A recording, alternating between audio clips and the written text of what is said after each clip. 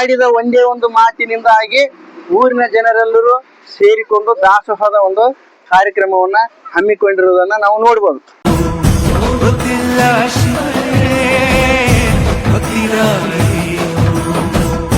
ಗೊತ್ತಿರುವುದೊಂದೇ ದೈವ ಗೊತ್ತಿರುವುದೊಂದೇ ದೈವ.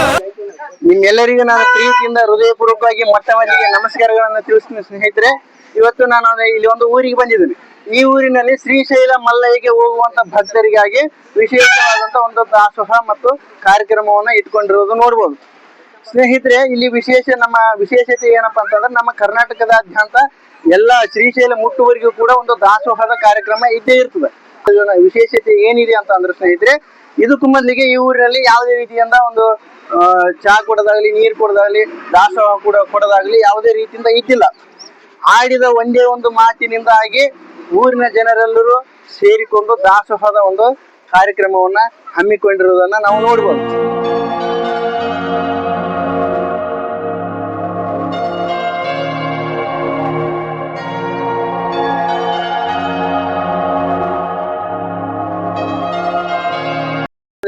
ಯಾವ ಕಾರಣಕ್ಕಾಗಿ ಇಲ್ಲಿಗೆ ದಾಸೋಹವನ್ನ ಆರಂಭ ಮಾಡಿದ್ರು ಅಂತ ನಾನು ನಿಮ್ಗೆ ಹೇಳ್ತಾ ಹೋಗ್ತೀನಿ ಸ್ನೇಹಿತರೆ. ಅದಕ್ಕೂ ಮೊದಲಿಗೆ ನಮ್ಮ ಭಾರತ ದೇಶದಲ್ಲಿ ಭಕ್ತಿ ಅಂತಂದ್ರೆ ಬರೀ ದೇವಸ್ಥಾನಗಳಲ್ಲಿ ಹೋಗಿ ದೇವರಿಗೆ ಕೈ ಮುಗಿದು ಬಂದ್ರೆ ಮಾತ್ರಕ್ಕೆ ಅದು ಭಕ್ತಿ ಅಂತ. ಭಕ್ತಿ ಒಂದೇ ಅಲ್ಲ, ಭಕ್ತರ ಸೇವೆಯನ್ನು ಮಾಡುತ್ತಾ ಅವರಿಗಾಗಿ ಅನ್ನದಾಸೋಹ ಇಂಥವೆಲ್ಲ ಕಾರ್ಯಕ್ರಮಗಳನ್ನು ಮಾಡಿದಾಗ ಮಾತ್ರ ಅದು ಭಕ್ತಿ ಆಗ್ತದೆ ಅಂತೇಳಿ ನಮ್ಮ ಹಿರಿಯರು ಹೇಳ್ಕೊಳ್ತಾ ಬರ್ತಾರೆ. ನಮ್ಮ ಭಾರತದ ದಕ್ಷಿಣ ಭಾಗದಲ್ಲಿ ಬೆಟ್ಟಗಳಲ್ಲಿ ಮತ್ತು ಗುಡ್ಡಗಳಲ್ಲಿ ನದಿಗಳ ಮಧ್ಯದಲ್ಲಿ ಒಂದು ಪವಿತ್ರವಾದ ಪುಣ್ಯಕ್ಷೇತ್ರವಾದ ಅದು ಶ್ರೀಶೈಲ ಮಲ್ಲಿಕಾರ್ಜುನನ ದೇವಸ್ಥಾನ. ಪ್ರತಿ ವರ್ಷವೂ ಕೂಡ ಉಗಾದಿ ಹಬ್ಬ ಸಂದರ್ಭ ಬಂದಾಗ ಲಕ್ಷಾಂತರ ಭಕ್ತರು ಒಂದು ದೊಡ್ಡ ಬೃಹತ್ ಆದ ಯಾತ್ರೆಯನ್ನು ಕೈಗೊಳ್ತಾರೆ. ಅದು ವಾಹನಗಳಲ್ಲೆಲ್ಲ ಕಾಲ್ನಡಿಗೆಯಿಂದ ನಡೆದುಕೊಂಡು ಹೋಗುವಂತ ಒಂದು ಶ್ರೀಶೈಲ ಪಾದಯಾತ್ರೆ. ನೂರಾರು ಕಿಲೋಮೀಟರ್ ದೂರವನ್ನ ನಡೆದುಕೊಂಡು ಹೋಗಿ ಓಂ ನಮ ಶಿವ ಅಂತೇಳಿ ದೇವರ ದರ್ಶನವನ್ನು ಪಡಲಿಕ್ಕೆ ಭಕ್ತರು ಶ್ರೀಶೈಲ ಪಾದಯಾತ್ರೆಯನ್ನ ಮಾಡ್ತಾ ಇರುವುದನ್ನ ನಾವು ಇವತ್ತಿಗೆ ನಾವು ನೋಡ್ತಾ ಇರ್ಬೋದು. ನಮ್ಮ ಹಳ್ಳಿಗಳಲ್ಲಿ ಆದ್ರೆ ಸೂರ್ಯೋದಯ ಆಗೋದಕ್ಕಿಂತ ಮುಂಚಿತವಾಗಿ ಅವರು ತಮ್ಮ ಪಾದಯಾತ್ರೆಯನ್ನು ಕೈಗೊಂಡಿರ್ತಾರೆ. ಹೋಗ್ತಾ ಇರ್ಬೇಕಾದ್ರೆ ಕೈಯಲ್ಲಿ ಒಂದು ಜಾಂಡ, ಆಮೇಲೆ ಪಲ್ಲಕ್ಕಿ,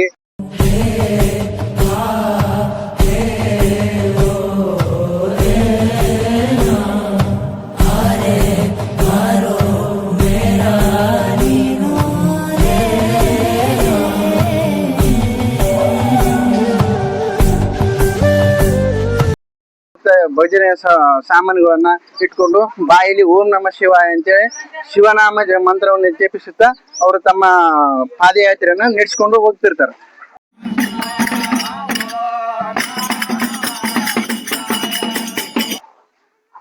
ಪಾದಯಾತ್ರೆ ಮಾಡುವುದಂದ್ರೆ ಅದೊಂದು ಬಹಳ ಸುಲಭದ ಮಾತಲ್ಲ. ಗುಡ್ಡಗಳನ್ನ ದಾಟಬೇಕಾಗ್ತದ, ಕಾಡುಗಳ ಮಧ್ಯದಲ್ಲಿ ಹೋಗ್ಬೇಕಾಗ್ತದ, ನದಿಗಳನ್ನು ಕೂಡ ದಾಟಬೇಕಾಗ್ತದ. ಇವೆಲ್ಲವನ್ನು ದಾಟಿಕೊಳ್ತಾ ಶ್ರೀಶೈಲಕ್ಕೆ ಹೋಗಿ ಮಲ್ಲಿಕಾರ್ಜುನ ದೇವರ ದರ್ಶನಕ್ಕೆ ಅಂತೇಳಿ ಸಲೀಸಾಗಿ ಹೋಗ್ತಾರೆ. ಹೋಗ್ಬೇಕಾದ್ರೆ ಮಲ್ಲಯ್ಯನ ಕೃಪಾಶೀರ್ವಾದದಿಂದ ಇರುವುದರಿಂದ ಯಾವುದೇ ರೀತಿಯಿಂದ ಅಡಚಣೆ ಆಗಲಾರ್ದೇನೆ ಭಕ್ತರು ಸಲೀಸಾಗಿ ಅಲ್ಲಿಗೆ ಮುಟ್ಟಿಕೊಳ್ತಾ ಹೋಗ್ತಾರೆ. ನೋಡ್ತಾ ಇರ್ಬೋದು ಅಲ್ಲಿ ಹೋಗ್ತಿರುವಂತ ಪಲ್ಲಕ್ಕಿ ಉತ್ಸವಗಳನ್ನ ಅದೇ ರೀತಿಯಾಗಿ ಸೇವೆಗೆ ಅಂತೇಳಿ ತಗೊಂಡು ಹೋಗ್ತಾ ಇರುವಂತ ಒಂದು ಕಾಣ್ತದೆ. ಹೋಗುವ ದಾರಿಗಳಲ್ಲಿ ಅನೇಕ ಕಡೆಗಳಲ್ಲಿ ದಾಸೋಹದ ಕಾರ್ಯಕ್ರಮಗಳನ್ನ ಇಟ್ಕೊಂಡಿರುವುದನ್ನ ನೀವು ನೋಡ್ಬೋದು. ದಾಸೋಹದ ಕಾರ್ಯಕ್ರಮಗಳನ್ನ ಇಟ್ಕೊಂಡಿರ್ತಾರೆ ಅಂದ್ರೆ ಅದಕ್ಕೊಂದು ಬಲವಾದ ಯಾವ್ದಾದ್ರು ಒಂದು ಕಾರಣ ಇದ್ದೇ ಇರ್ತದೆ. ಅದೇ ರೀತಿಯಾಗಿ ನಮ್ಮ ರಾಯಚೂರಿನಲ್ಲೇ ಬರುವಂತ ಕಲ್ಮಲದಲ್ಲಿಯೂ ಕೂಡ ಒಂದು ದಾಸೋಹದ ಕಾರ್ಯಕ್ರಮ ಬಂತು. ನಾನು ಅವಾಗಲೇ ಹೇಳಿದೆ ಒಂದು ಬಲವಾದ ಒಂದು ವಿಶೇಷವಾದಂತ ಕಾರಣ ಇದೆ ಅಂತ ಹೇಳಿ. ಇಲ್ಲಿಯೂ ಕೂಡ ಒಂದು ದಾಸೋಹವನ್ನ ಏರ್ಪೋರ್ಟ್ ಮಾಡ್ಲಿಕ್ಕೆ ಬಹಳ ಮುಖ್ಯವಾದ ಒಂದು ಕಾರಣ ಇದೆ. ಅದು ಈ ಊರಿನ ಜನರ ಬಾಯಿಂದನೇ ಕೇಳಿ ತಿಳ್ಕೊಳ್ಳೋಣ ಅಂತ. ಎದುರಿಸಲು ಚಾಲನೆ ಮಾಡಿದ್ರಿ, ಹೆಂಗೆಲ್ಲ ಚಾಲನೆ ಮಾಡಿದ್ರಿ, ಏನ್ ಕಾರಣ ಅದಪ್ಪ ಅಂತ ಒಂದ್ ಸ್ವಲ್ಪ ಹೇಳ್ಬಿಟ್ಟು. ಇದು ದಾಸೋಹ ಚಾಲು ಮಾಡಬೇಕಾದ್ರೆ ಈ ಒಂದು ದಿನದಲ್ಲಿ ಅಲ್ಲಿ ಕೊಡ್ತಿದ್ರು.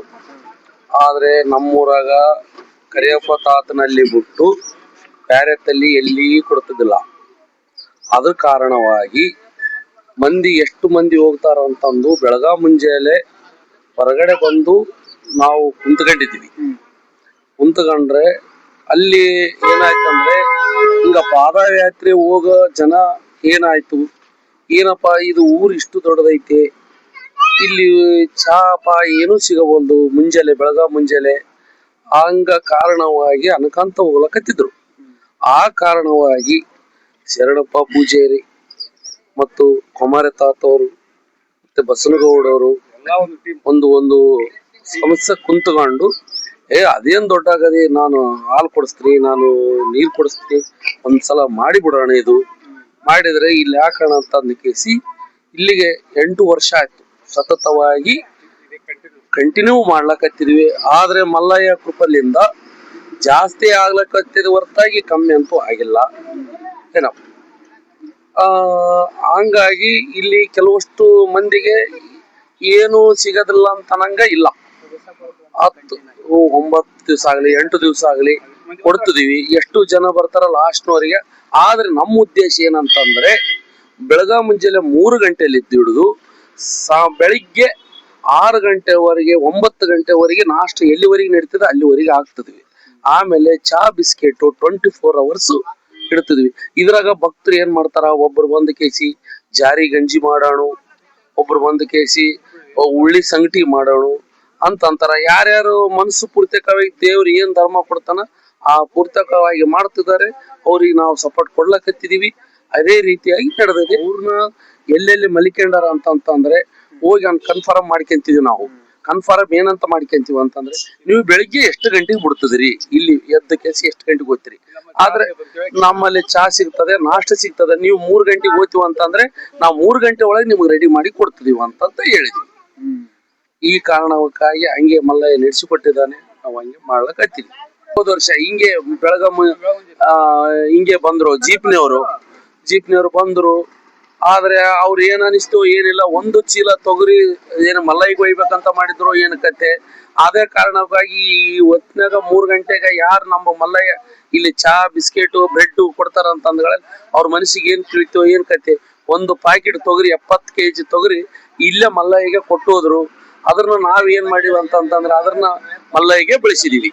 ಆ ಅಮೌಂಟು ಮಲ್ಲಯ್ಯಗೆ ಬೆಳೆಸಿವಿ. ಅದೇ ರೀತಿಯಾಗಿ ಸ್ವಲ್ಪ ಅಮೌಂಟು ಜಾಸ್ತಿ ಆಗಿದೆ.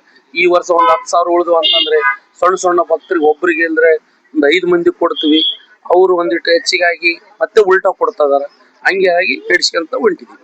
ಇದು ನಮ್ಮ ರಾಯಚೂರಿನಲ್ಲಿ ಬರುವಂತ ಕಲ್ಮಲದ ಜನರು ದಾಸೋಹವನ್ನು ಇಟ್ಟಿರುವಂತ ಒಂದಿಷ್ಟು ಕಾರಣಗಳನ್ನ ತಿಳಿಸಿರುವಂತ ಪ್ರಮುಖವಾದಂತ ಕಾರಣಗಳು ಇವೆಲ್ಲ.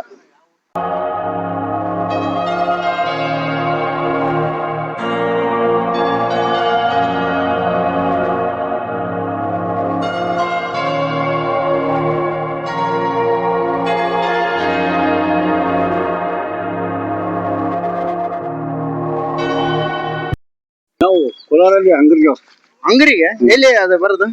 ಕೋಲಾರ ಬಿಜಾಪುರ ಜಿಲ್ಲೆ ಬರುತ್ತೆ. ಅಲ್ಲಿಂದ ಬಂದಿರಿ? ಇದು ಎಷ್ಟನೇ ವರ್ಷ? ಈಗ ನಾವು ಒಂದು 5-6-7 ವರ್ಷ ಆಗ್ತದೆ. 8 ವರ್ಷಗಳಾದ್ವಲ್ಲ. ಇದಕ್ಕಿಂತ ಮೊದ್ಲು ನಿಮ್ಮ ಮನೆಗೆ ಹಿರಿಯರು ಹೋಗಿದ್ರ?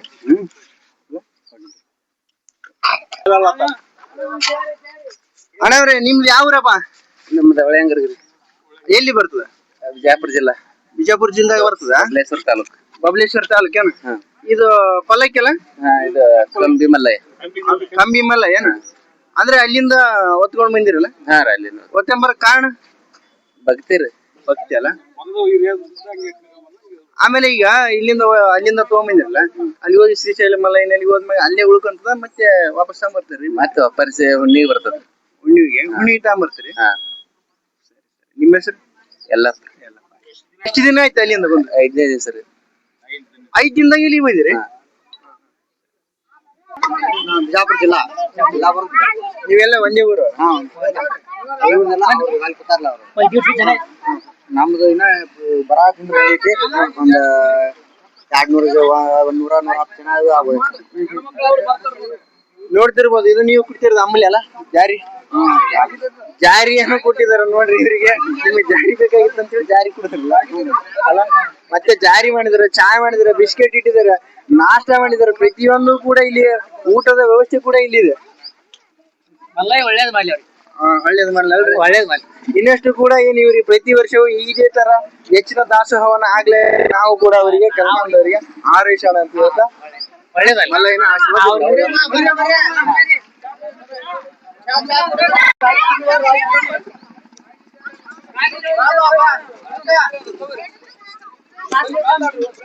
ಹ? 60 ಜನ ಇದೀರಿ. ಎಷ್ಟು ದಿನ ಆಯ್ತು ಇಲ್ಲಿಗೆ ನಡ್ಕೊಂಡ್ ಬರೋದಕ್ಕೆ?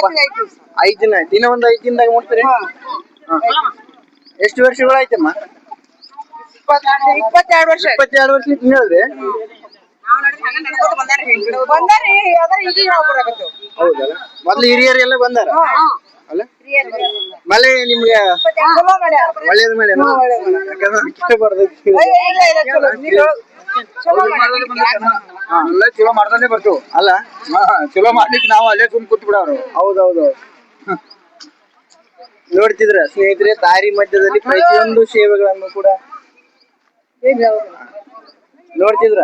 ದಾರಿಯ ಮಧ್ಯದಲ್ಲಿ ಎಲ್ಲಾ ಸೇವೆಗಳು ಕೂಡ ನೋಡ್ಬೋದು. ಕಲ್ಲಂಗಡಿಯನ್ನು ಅವರಿಗೆ ಕೊಟ್ಟಿದ್ದಾರೆ.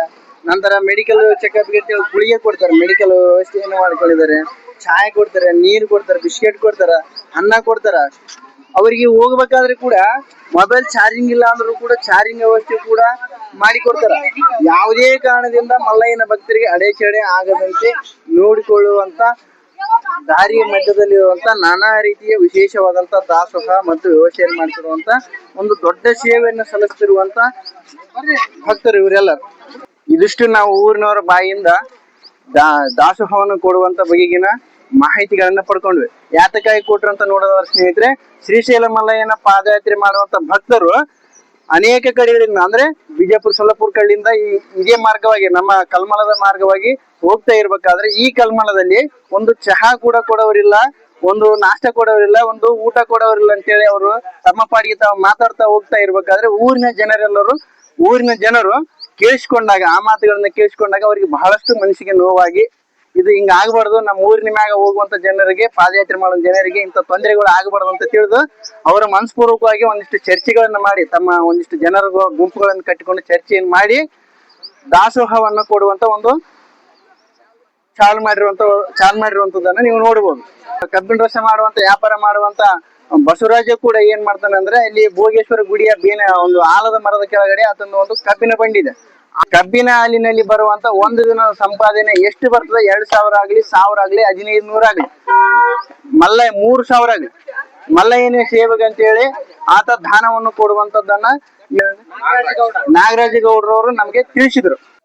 ಶ್ರೀಶೈಲ ಮಲ್ಲಿಕಾರ್ಜುನ ಸ್ವಾಮಿ ದೇವಸ್ಥಾನ ಹಿಂದೂ ಸಂಪ್ರದಾಯಗಳಲ್ಲಿ ಅತ್ಯಂತ ಪವಿತ್ರವಾದಂತ ಪುಣ್ಯ ಕ್ಷೇತ್ರ ಅದು. ಶಿವನ 12 ಜ್ಯೋತಿರ್ಲಿಂಗಗಳಲ್ಲಿ ಒಂದು, 18 ಶಕ್ತಿ ಪೀಠಗಳಲ್ಲಿ ಕೂಡ ಒಂದು. ಲಕ್ಷಾಂತರ ಭಕ್ತರು ದೇವರ ದರ್ಶನವನ್ನು ಮಾಡ್ಲಿಕ್ಕೆ ಶ್ರೀಶೈಲಕ್ಕೆ ಬರ್ತಾರ. 100 ಕಿಲೋಮೀಟರ್ ನಡೆದುಕೊಂಡು ಬಂದ ತಕ್ಷಣ ದೇವರ ದರ್ಶನ ಅವರ ಕಣ್ಣಲ್ಲಿ ಒಂದು ರೀತಿ ಸಂತೋಷದ ಕಣ್ಣೀರು ಬರ್ತದ. ಈಗ ಅನಿಸ್ತದ ಈ ಯಾತ್ರೆ ನಮಗೆ ಒಂದು ದೊಡ್ಡ ಆಶೀರ್ವಾದ. ಪಾದಯಾತ್ರೆ ಕೇವಲ ಪ್ರಯಾಣ ಅಲ್ಲ, ಅದು ಶಕ್ತಿ, ಭಕ್ತಿ ಮತ್ತು ನಂಬಿಕೆಯ ಯಾತ್ರೆ, ಮಹಾಯಾತ್ರೆ ಅಂತೇಳಿ ಅವ್ರು ಅನ್ಕೋತಾರ ಸ್ನೇಹಿತರೆ. ಇದಿಷ್ಟು ಕೂಡ ಶ್ರೀಶೈಲನ ಭಕ್ತರ ಮೇಲಿನ ನಂಬಿಕೆಯಿಂದ ಶ್ರೀಶೈಲರ ದಾಸೋಹದ ಕಾರ್ಯಕ್ರಮವಾಗಿ ನಾನು ಏನ್ ಮಾಡಿದ್ದೀನಿ, ವಿಡಿಯೋವನ್ನ ನಿಮ್ಮ ಮುಂದೆ ಮಾಡಿದ್ದೀನಿ. ನಿಮ್ಗೆಲ್ಲರಿಗೂ ಇಷ್ಟ ಆಗಿದೆ ಅಂತ ತಿಳ್ಕೊಂತೀನಿ. ಶ್ರೀಶೈಲ ಮಲ್ಲಿಕಾರ್ಜುನ ಜೈ ಹರ ಹರ ಮಹಾದೇವ್ ಅಂತೇಳಿ ನಾನು ಕೈ ಮುಗಿದು ವಿಡಿಯೋವನ್ನ ಮುಕ್ತಾಯ ಮಾಡ್ತೀನಿ.